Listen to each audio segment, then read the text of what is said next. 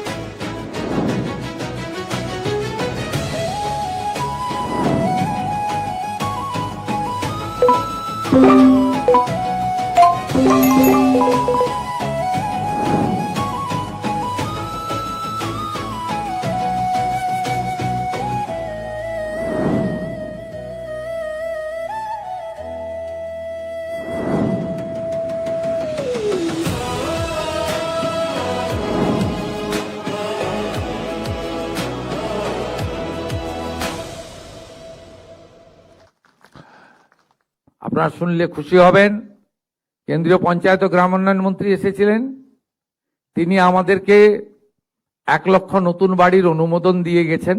1 লক্ষ নয়, আমরা যত লক্ষ চাইব ততই পাব। আমাদের সার্ভের শেষ দিন ছিল 20 জুলাই। মাননীয় মন্ত্রী দিলীপ ঘোষ মহোদয় অনুরোধ করার পরে শিবরাজ সিং চৌহানজি এটা বাড়িয়ে 15ই আগস্ট পর্যন্ত টাইম দিয়েছেন। ভেরিফিকেশন লিস্টের কাজ চলছে। এখনো যারা আবাস যোজনায় অন্তর্ভুক্ত হননি, নাম তুলুন। আমরা দল দেখব না, সম্প্রদায় দেখব না, ধর্ম দেখব না, আমরা শুধুমাত্র গাইডলাইন দেখব এবং প্রকৃত প্রাপক কিনা দেখব, এবং বিগত দিনে আপনার নামে টাকা উঠেছে সেই টাকা নয়ছয় হয়েছে কিনা দেখব। এই কয়েকটা ক্রাইটেরিয়া দেখার পরে উনি কথা দিয়ে গেছেন 20 লাখ, 25 লাখ, 30 লাখ, 40 লাখ, যত বাড়ি লাগবে ভারত সরকার আমাদেরকে অর্থ সাহায্য করবে। স্টেট শেয়ারটা দেওয়ার জন্য আমরা প্রস্তুত রয়েছি। তাই পুজোর পরে পরেই, দুর্গোৎসবের পরে পরেই দেখবেন যে আরো কয়েক লক্ষ বাড়ির প্রথম কিস্তির টাকা আমরা আরো বড় কর্মসূচির মধ্য দিয়ে করব। দর্শক, আজকে ওই দ্বিতীয় কিস্তির টাকা বাকি ছিল যে সংখ্যাটা 18 লক্ষ, তার মধ্যে 10 লক্ষ প্লাস আজকে দেওয়া হলো, বাকিটা রিভিউ করা হচ্ছে। আসলে শুনলেন তো, মানে যে টাকা পয়সা যেসব দেওয়া হয়েছে তার মধ্যে ইতিমধ্যেই চিহ্নিত করা হয়েছে 12,000 প্লাস এমন লোকজনদেরকে টাকা পয়সা দেওয়া হয়েছে, আবাসের টাকা, যারা যোগ্যই না, মানে লুট হয়ে গেছে। বা ওই পাকা বাড়ি, 3তলা পাকা বাড়ি, তাদের নামেও সব টাকা পয়সা দেওয়া হয়ে গেছে। এইসব নিয়ে অনেকবার আমরা অনেক আওয়াজ তুলেছি, ওই সরকারের আমলে কিছুই হয়নি, আওয়াজ তুলে জাস্ট আমরা চিৎকার করে গেছি, বিভিন্ন এনকোয়ারি রিপোর্ট তৈরি হয়েছে, কিন্তু কান দিত না আগের সরকার। হিসেব চাইলেই বলতো তুই টাকা দিয়েছিস, হিসেব দেবো। তো এইসব অসঙ্গতি সামনে আসার কারণেই টাকা পয়সা দেওয়াটা বন্ধ হয়ে গিয়েছিল, কেন্দ্র বন্ধ করে দিয়েছিল। আবার বন্ধ করে দিয়েছে বলে সেটাকে নিয়েও চিৎকার এবং সস্তার পলিটিক্স করে তারা গেলেন যে টাকা বন্ধ করে, যে টাকা বন্ধ করে দিয়েছে। আরে টাকা বন্ধ হবে না, টাকা দেওয়া হচ্ছে, তারা হিসেব দেবেন না তো টাকা বন্ধ হবে না? টাকাটা কার? জনগণের টাকা, তো হিসেব রাখতে হবে না? তো দেখুন দর্শক, নতুন সরকার এসে জাস্ট যখন রিভিউ করতে শুরু করেছে যে কোথায় কোথায় টাকা গেছে দেখি আদৌ তারা টাকাটা পাওয়ার যোগ্য কিনা, ব্যাস এই তো সময়, অল্প সময় পাওয়া গেছে। তার মধ্যেই 12,000 মানে প্লাস ইতিমধ্যেই, কম কথা নাকি? এবার হিসেব করুন টাকার অঙ্কটা কোথায়, কত টাকা লুট হয়েছে। ইতিমধ্যে 1,000-এর কাছ থেকে টাকা পয়সা ফেরত নেওয়া হয়েছে, টাকা সব ফেরত দিতে হবে, সব উগড়াতে হবে, যা হজম করে মানে গিলেছেন আবার পেট থেকে উগড়াতে হবে, টাকা ফেরত দিতে হবে। নতুন সরকার এসে যেমন প্রাপকদের খোঁজার চেষ্টা করছে, কারা সত্যিকারের প্রাপক, আর যারা প্রাপক না, টাকা লুট করেছেন, আত্মসাৎ করেছেন, টাকা ফেরত দিতে হবে। তো 12,000 মানে বিষয়টা এখনই ফিগারটা সামনে এসছে, এখনও তো 8 লাখ বাকি আছে বলা হচ্ছে এ করতে। তাদেরও ভেরিফিকেশান চলছে, হয়ে গেলে তাদেরকেও পরের কিস্তির টাকাটা দেওয়া হবে, কিন্তু সেখান থেকেও নিশ্চয়ই ফিগার আরও উঠে আসবে। ভাবুন দর্শক, এদিকে হচ্ছে 12,000, আবার ওদিকে যাদের তালিকা থেকে, ভোটার তালিকা থেকে নাম বাদ গেছে, যারা নাগরিক না বলে বিষয়টা সামনে এসছে, যতটা এসছে, এখন তারা তার সরকারি সুবিধা তো পাবেন না, ফলে তাদেরটাও বাদ যাবে। ফলে এটা একটা বড় সংখ্যায়, মানে এদিক থেকে মাইনাস। আর আগের সরকার ছিল যে যেখানকার লোক হন না কেন, বাংলাদেশ থেকে এলেও একটা পঞ্চায়েতের কার্ড বানিয়ে দিয়ে তাদের নামে সবই আর কি সরকারি সুযোগ সুবিধা পাইয়ে দিত ভোট ব্যাংক হিসেবে। তো এখন নতুন সরকার এসছে, ওগুলো সব ঝাড়াই বাছাই চলছে। তো ঝাড়াই বাছাই করতে গিয়ে আজকে সত্যি একটা খুব চাঞ্চল্যকর বিষয়, ইতিমধ্যেই 12,000 লোক যারা প্রাপক না, সেই লিস্ট সামনে এলে হয়তো আরও আমরা দেখতে পাবো কারা কারা নিয়েছেন, কোন নেতা নিয়েছেন, কেন তাদের নামটা বাদ গেল, অ্যাকচুয়াল কারা তারা এগুলো আরও প্রকাশ্যে আনা উচিত সরকার পক্ষের, একটু খোলাসা করে। সবার নাম হয়তো বলা যাবে না, তাও মানে টাঙিয়ে দিলে ভালো হয়, সবার নাম টাঙিয়ে দিলে ভালো হয়, মানুষকে জানাতে হবে যে কীভাবে লুট হয়েছে আগের সরকারের আমলে। তো এটা তো দর্শক শুনলেন, এই হচ্ছে ব্যাপার। আর প্রকল্পের নামটা চেঞ্জ হয়েছে, দেখতে পেলেন, প্রকল্পের নাম চেঞ্জ করে দেওয়া হয়েছে, কারণ মুখ্যমন্ত্রী বলেছেন যে পশ্চিমবঙ্গ এই নামটাই একটা বড় আবেগের জায়গা। এই পশ্চিমবঙ্গ তৈরি হয়েছে, কেন তৈরি হয়েছে, এই নামটাই সবথেকে বড় আবেগের জায়গা। ফলে এখানে পশ্চিমবঙ্গ নামটা থাকতে হবে। এই আবাস মানে প্রকল্প, বাংলার আবাস যোজনা, বাংলা তো বাংলাদেশও আছে, পশ্চিমবঙ্গ এই শব্দ বন্ধটা থাকতে হবে, কারণ এটা ভুলিয়ে দেওয়া চলবে না। তো সেই জন্যে এই যে প্রকল্প, তার নামটাও মানে পরিবর্তন করা হয়েছে। পরিবর্তন করে দেখলেন আপনারা যে পরিবর্তন করে যে নামটা পশ্চিমবঙ্গ আবাস, পশ্চিমবঙ্গ শব্দটাতে জোর দেওয়া হচ্ছে নামটাতে, পশ্চিমবঙ্গ আবাস, এটাও বলেছেন। এটাও মানে মন্ত্রিসভার বৈঠকের সিদ্ধান্ত হয়েছে। আর আরও শুনলেন, আরও সব দেওয়া হবে। যারা ভাবছেন যে আমরা কবে পাবো, প্রথম কথা এই যে 8 লক্ষ বাকি রয়ে গেল দ্বিতীয় কিস্তি, তারও ভেরিফিকেশান চলছে, সব মানে দেখা চলছে ঠিকঠাক হয়েছে কিনা।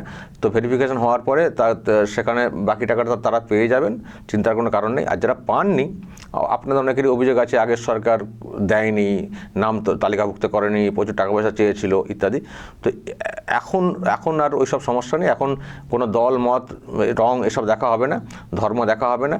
যারাই প্রাপক যোগ্য হবেন তাদেরকে দেওয়া হবে।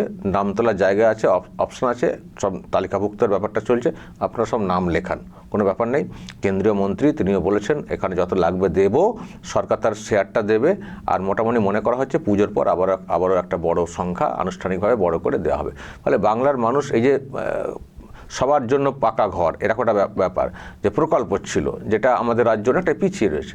তো ওই আর কি, চুরি করতো, কিছু বলা যেত না, কিছু বললেই নানা রকমের সব অজুহাত বা নানান সব তোপ দাগাদাগি শুরু হয়ে যেত যখন চুরি ধরার চেষ্টা হয়েছে। তো সে ওইভাবেই পিছিয়ে গেছে বাংলাটা। তো এখন নতুন সরকার এসছে, তারা চেষ্টা করছে ডেভেলপ করতে। তো সেখানে স্বচ্ছতার নিরিখে যা হবে সব স্বচ্ছতার নিরিখে, এটা হচ্ছে পরিষ্কার বক্তব্য। চুরি চামারি করে বা প্রাপক না তাকে ঢুকিয়ে দেবো, কমিশন কাটমানির বিনিময়ে ওই সব চলবে না। ফলে মানে রিভিউ করা বা ওই ভেরিফিকেশন করা এগুলো সব হবে প্রপার লোক চিহ্নিত হলে তবেই তাদের জন্য সরকারি সুযোগ সুবিধা তাদের ক্রাইটেরিয়া অনুযায়ী সেটা কিন্তু দেওয়া হবে। টাকা নয় ছয় যাতে কোনোভাবে না হয়। এই হচ্ছে বক্তব্য দর্শক। আজকে মুখ্যমন্ত্রী, পঞ্চায়েত মন্ত্রী একসঙ্গে আরও সব সবাই ছিলেন, তারা বসে এরকম একটা আজকে ঘোষণা করলেন। যারা পাচ্ছেন না তারাও পাবেন, আশা রাখুন। সবে নতুন সরকারটা এসছে, 3 মাস বয়স, জানি অনেক মানুষের অনেক প্রত্যাশা তৈরি হয়েছে। মনে হচ্ছে আজকের মধ্যেই সব কিছু সমাধান হয়ে গেলে ভালো হয়। এতটা তো সম্ভব না। যা করে গেছে আগের সরকারটা সেগুলো খতিয়ে দেখা, তারপর কারা পাবেন সেগুলোকে আরও নতুন করে মানে ভেরিফাই করা ইত্যাদি টাফ কাজ আছে। তো যেহেতু কেন্দ্রের সাপোর্ট আছে, ফলে আশা করি কিছুদিন সরকারটা চললে, কয়েক বছর চললে আমরা হয়তো আরও ভালো কিছু খুব দ্রুত গতিতে দেখতে পাবো। তো এই হচ্ছে ব্যাপার। আর 15 আগস্ট আসছে, হর ঘর তিরঙ্গা, সেই কথাটাও আজকে বলে দেওয়া হয়েছে। এই হচ্ছে ব্যাপার। তবে সবথেকে চাঞ্চল্যকর এবং খুবই একটা তথ্য ডেটা যে এত মানুষকে টাকা পাইয়ে দেওয়া হয়েছিল যেটা এই সরকার ধরে ফেলেছে এবং তাদের থেকে টাকা উদ্ধারের চেষ্টা চলছে। ভাবুন দর্শক, আবার তার কত অংশ কাটমানি হিসেবে অন্যত্র পৌঁছে গেছে, তারা ঠিক করুন। যে টাকা ফেরত দেওয়ার ব্যাপারটা বলছেন, যারা ফেরত দেবেন যদি অনেক প্রাপক না তাও পেয়েছেন, হয়তো কাটমানি বা কোনো সুযোগ সুবিধা দেওয়ার কারণে পেয়েছেন। আবার নেতারাও নিয়ে থাকতে পারেন, নেতারাও পঞ্চায়েত মেম্বার নিজেরা নিয়েছেন। তো যদি এই যাদের টাকা ফেরত নেওয়া হচ্ছে নেতারা তো ফেরত দেবেনই, আর যদি এরকম হয় যে আপনার আগে বাড়ি হয়ে গেছিলো আরেকটা নিয়েছেন বা আপনি প্রাপক না নিয়েছেন, তার জন্যে কাটমানি দিয়েছেন কাউকে, তার থেকে ধরুন, আবার তার থেকে কাটমানিটা উদ্ধার করুন। যে আমাকে টাকা ফেরত দিতে হচ্ছে, তাহলে আপনি দিন, যে টাকাটা নিয়েছিলেন সেটা ফেরত চান। আর সেই কাটমানি ঘুরে ঘুরে কালীঘাটে কতটা এসছে সেটা দেখতে হবে। তো যাই হোক দর্শক, এই হচ্ছে ব্যাপার। ভাবুন, যেখানেই হাত দিচ্ছে নতুন সরকার সেখানেই একেবারে পচা দুর্গন্ধ, দুর্নীতি। 12,000টা কম না দর্শক, কম না। দর্শক বলবেন যা বলার এবং নজর রাখবেন আরামবাগ টিভিতে।